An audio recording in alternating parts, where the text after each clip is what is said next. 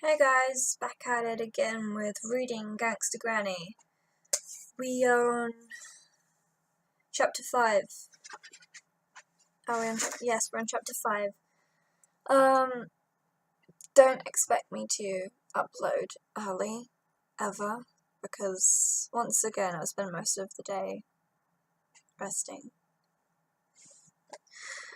So, let's just get on to chapter 5 of Gangsta Granny.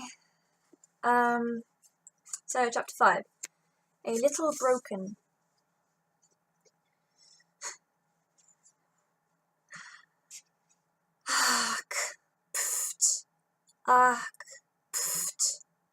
No, reader, you haven't bought the Swahili edition of this book by mistake. That was the sound Ben was waiting for. Granny snoring. She was asleep.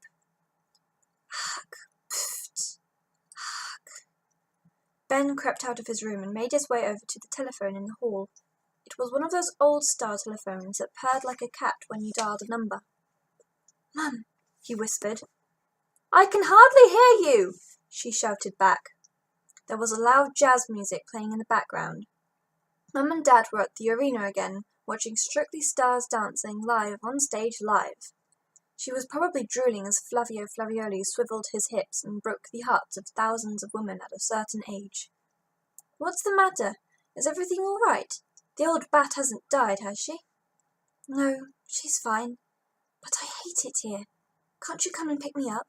Please," whispered Ben. "Flavio hasn't even done his second dance yet." "Please," he pleaded. "I want to come home. Granny is such a bore. It's torture spending time with her. Speak to your dad." Ben heard a muffled sound as she passed on the phone. "Hello!" shouted Dad. "Please keep your voice down." "What?" he shouted again. "Shh! Keep your voice down.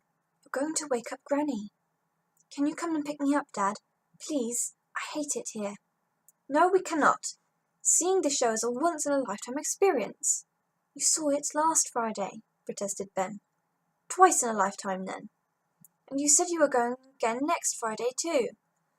"Look, if I have any more of your cheek, young lad, you can stay with her until Christmas. Goodbye." With that, his dad hung up. Ben carefully placed the receiver back in its cradle, and the phone made the quietest ting. Suddenly, he noticed that Granny's snoring had stopped. Had she heard what he'd said? He looked behind him and thought he saw her shadow, but then it was gone. It was true that Ben found her dreadfully dull, but he didn't want her to know that. After all, she was a lonely old widow, and her husband had died long before Ben was even born. Guiltily, Ben crept back to the spare room and waited and waited and waited for the morning. At breakfast, Granny seemed different. Quieter, older maybe, a little broken. Her eyes looked bloodshot, as if she'd been crying. Did she hear? Thought Ben. I really hope she didn't hear. She stood by the oven as Ben sat at the tiny kitchen table. Granny was pretending to be interested in her calendar, which was pinned to the wall by the oven.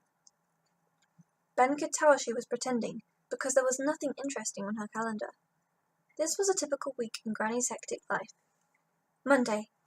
Make cabbage soup. Play Scrabble against yourself. Read a book. Tuesday. Make cabbage pie. Read another book. Blow off. Wednesday. Make the dish chocolate surprise. The surprise is that it isn't made of chocolate at all. It is in fact 100% cabbage. Thursday. Suck a Murray mint all day. She could make one mint last a lifetime.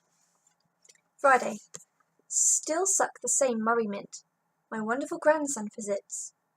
Saturday. My wonderful grandson leaves. Have another nice sit-down. Pooped. Sunday. Eat roast cabbage with braised cabbage and boiled cabbage on the side. Blow off all day. Eventually, Granny turned away from the calendar. "Your mummy and daddy will be here soon," she finally said, breaking the silence. "Yes," said Ben, looking at his watch. "Just a few more minutes." The minutes felt like hours, days even, months. A minute can be a long time. Don't believe me? Then sit in a room on your own and do nothing but count for 60 seconds. Have you done it yet? I don't believe you. I'm not joking. I want you to really go and do it. I am not carrying on with the story until you do. It's not my time I'm wasting. I've got all day. Right, have you done it now? Good. Now, back to the story.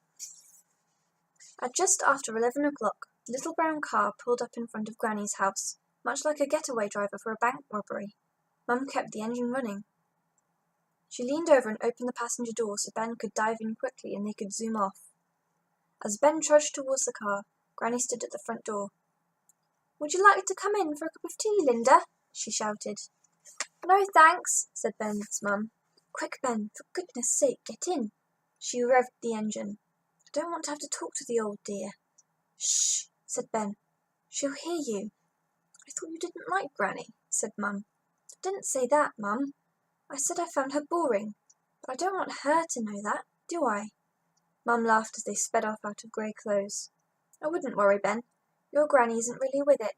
She probably doesn't understand what you're saying half of the time." Ben frowned. He wasn't sure about that. He wasn't sure at all. He remembered Granny's face at the breakfast table. Suddenly, he had a horrible feeling she understood a lot more than he had ever realised. Yeah, well, that's what you get for being rude to your grandma. That was another chapter in Gangsta Granny by David Williams. I've got another 30 or so chapters to go. Great!